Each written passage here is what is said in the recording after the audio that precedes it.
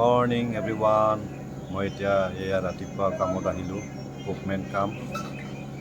মই এই ৰুটি বনোৱা, আকৌ দুপৰীয়া ভাত বনোৱা, ৰাতি ভাত বনোৱা, এয়ে কাম আৰু মই এতিয়া পুৰিটো আগতে পুৰি ল'ম ৰাতিপুৱা। সেয়ে পুৰি পুৰোৱাৰ কাৰণে যোগাৰ কৰি লৈছোঁ আটা। এতিয়া কামত লাগোঁ আৰু মোৰ পুৰি পুৰা হৈ গ'ল আৰু মই পুৰি আছোঁ আৰু এইখিনি আছে পুৰিবলৈ, এইখিনি হ'ল পুৰা। বনাবৰ কাৰণে ৰিফাইন তেলটো এতিয়া গৰম কৰি আছোঁ। মোৰ পুৰিটো বেলা হ'ল, লাডুকেইটা পূৰা বেলি লৈছোঁ আগতে বনোৱা আগতে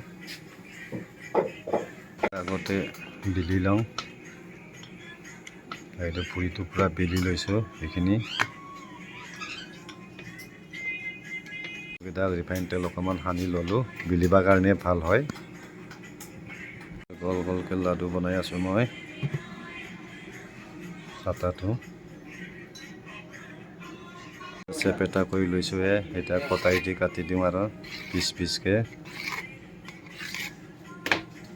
কাটাৰ পিছত আৰু সৰু সৰু পিচ কৰি আছোঁ, লাডু কৰিম আৰু